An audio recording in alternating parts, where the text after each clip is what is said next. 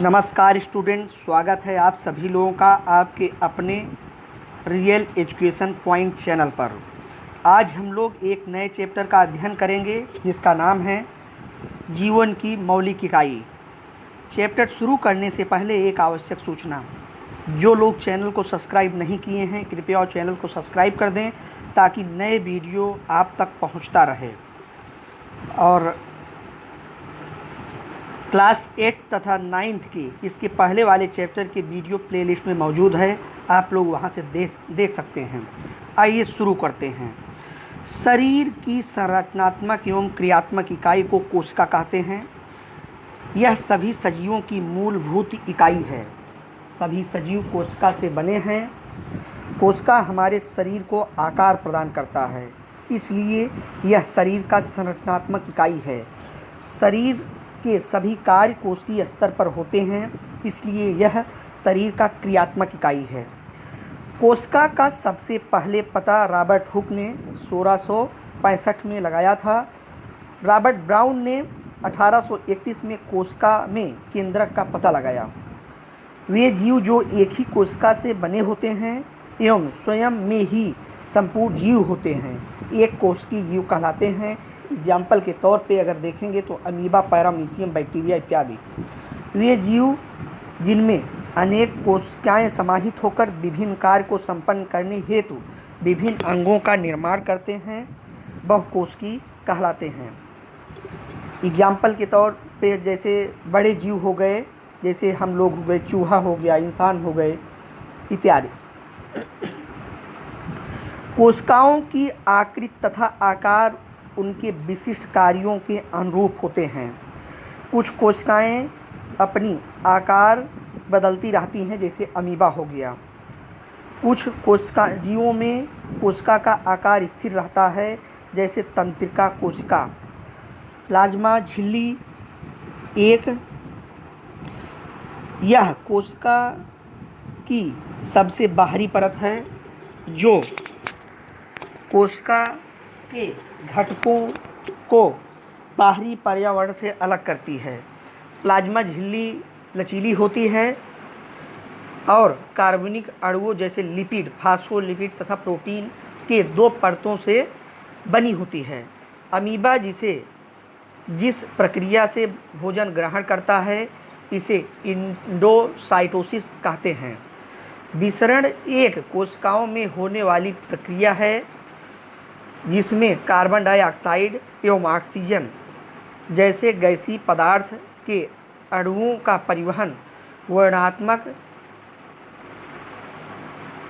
वर्णात्मक पारगम झिल्ली के द्वारा होता है। यह प्रक्रिया विसरण कहलाती है।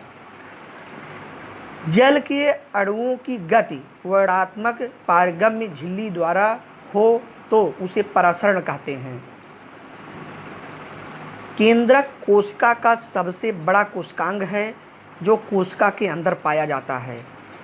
गुणसूत्र या क्रोमोसोम कोशिका के केंद्रक में ही पाया जाता है, जो सिर्फ कोशिका विभाजन के समय दिखाई देता है।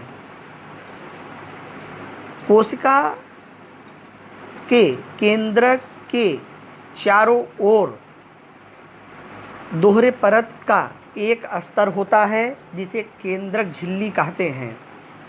केंद्रक झिल्ली में छोटे छोटे छिद्र होते हैं। इन छिद्रों के द्वारा केंद्रक के अंदर का कोशिका द्रव्य केंद्रक के बाहर जा पाता है। गुणसूत्र एक छड़ाकार या सिलेंड्रिकल संरचना होती है जो कोशिका के केंद्रक में पाया जाता है। ये कोशिका विभाजन के समय दिखाई देते हैं। गुणसूत्र क्रोमोसोम में आनुवांशिक गुण होते हैं जो माता पिता से डीएनए डीऑक्सीराइबोज न्यूक्लिक एसिड अणु के रूप में अगली संतति में जाते हैं। क्रोमोसोम तथा प्रोटीन तथा डीएनए का बना होता है। डीएनए अणु में कोशिका के निर्माण व संगठन की सभी आवश्यक सूचनाएं होती हैं। डीएनए के क्रियात्मक खंड को जीन कहते हैं, जो कोशिकाएं विभाजन की प्रक्रिया में भाग नहीं लेती हैं उसमें यह डीएनए क्रोमैटिन पदार्थ के रूप में विद्यमान रहता है। कोशिका विभाजन के दौरान केंद्रक भी दो भागों में विभक्त हो जाता है।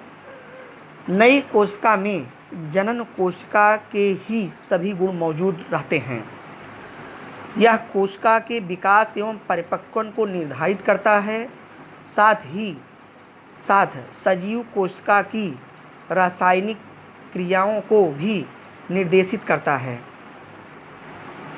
प्रोकैरियोटिक कोशिकाएं, देखिए इसको शुरू करने से पहले एक बात आप लोग जान लीजिए, कोशिकाएं सेल जो होती हैं दो प्रकार की होती हैं, ठीक। सेल, पहला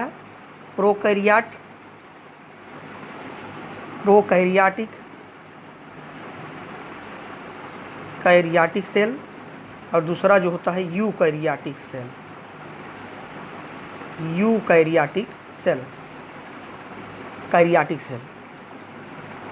प्रोकैरियोटिक सेल जिन कोशिकाओं में केंद्रक झिल्ली नहीं होती है उन्हें प्रोकैरियोटिक कोशिका कहते हैं। ऐसे कोशिकाएं जीवाणुओं में पाई जाती हैं।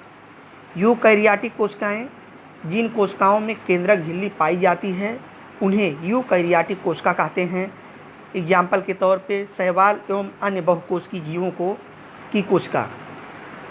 प्रत्येक कोशिका के जीव द्रव्य में अनेक छोटे छोटे कोशिका के विशिष्ट घटक पाए जाते हैं जो कोशिका के लिए विशिष्ट कार्य करते हैं। इन्हें ही कोशिकांग अर्थात कोशिका अंग कहते हैं, जैसे माइटोकॉन्ड्रिया हो गया, गाल्गी बॉडी हो गया, तारक केंद्र हो गया, लाइसोसोम, राइबोसोम तथा रिक्तिका जिसको अंग्रेजी में वैक्यूल भी कहते हैं।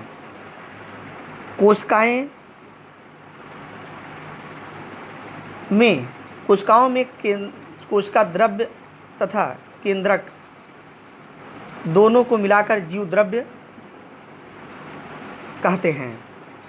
अल्पराशरणीय दाबी विलयन या हाइपोटोनिक सॉल्यूशन, यदि कोशिका को तन विलयन वाले माध्यम अर्थात जल में शक्कर अथवा नमक की मात्रा कम और जल की मात्रा ज़्यादा है में रखा गया है तो जल परासरण विधि द्वारा कोशिका के अंदर चला जाएगा। ऐसे विलयन को अल्पराशरण दाबी विलयन कहते हैं।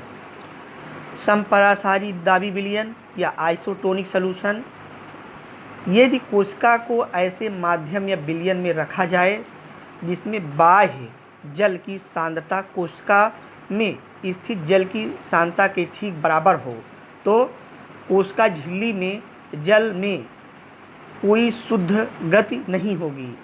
ऐसे विलयन को समपरासारी दाबी विलयन कहते हैं।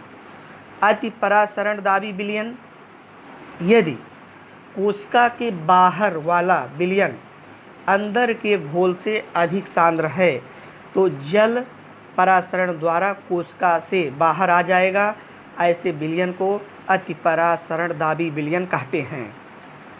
कोशिका भित्त के बल पादप कोशिकाओं में ही पाई जाती हैं, जो यह मुख्यतः सेल्यूलोज की बनी होती हैं। यह पौधे को संरचनात्मक दृढ़ता प्रदान करता है। राइबोसोम कोशिका द्रव्य में मुक्त अवस्था में पाई जाने वाली गोल आकृति की संरचना होती है। ये कोशिका द्रव्य में मुक्त रूप से पाई जा सकती हैं अथवा अंतराद्रव्य जालिका से जुड़ी हो सकती हैं। राइबोसोम को कोशिका का प्रोटीन फैक्ट्री भी कहते हैं क्योंकि यह प्रोटीन का बनता है। लाइसोसोम कोशिका के अपशिष्ट निपटाने वाला तंत्र है। यह झिल्ली से घिरी हुई संरचना है। लाइसोसोम बाहरी पदार्थ के साथ साथ कोशिकांगों के टूटे फूटे भागों को पचित करके साफ करता है। लाइसोसोम में बहुत शक्तिशाली पाचनकारी एंजाइम होते हैं जो सभी कार्बनिक पदार्थों को तोड़ सकने में सक्षम हैं। माइटोकॉन्ड्रिया दोहरी झिल्ली वाली कोशिकाएं हैं। बाहरी झिल्ली छिद्रित होती हैं एवं भीतरी झिल्ली बहुत अधिक वलित या राउंडेड होती है। उसमें उसका अपना डीएनए तथा राइबोसोम होते हैं। अतः माइटोकांड्रिया अपना कुछ प्रोटीन स्वयं बनाता है, इसलिए माइटोकांड्रिया अद्भुत अंग है। प्लास्टिड केवल पादप कोशिकाओं में स्थिर होते हैं। प्लास्टिड की भीतरी रचना में बहुत सी झिल्ली वाली परतें होती हैं जो स्ट्रोमा में स्थित होती हैं। प्लास्टिड बाह्य रचना में माइटोकांड्रिया की तरह होते हैं। माइटोकांड्रिया की तरह प्लास्टिड में भी अपना डीएनए तथा राइबोसोम होते हैं। रसधानियाँ या वैक्यूल ठोस अथवा तरल पदार्थों की संग्रह थैलियाँ हैं। जंतु कोशिकाओं में रसधानियाँ छोटी होती हैं या कभी कभी नहीं पाई जाती हैं, जबकि पादप कोशिकाओं में रसधानियाँ बहुत बड़ी होती हैं तथा अधिक मात्रा में पाई जाती हैं। कुछ पौधों की कोशिकाओं की केंद्रीय रसधानी की माप कोशिका के आयतन का 50% से 90% तक होता है।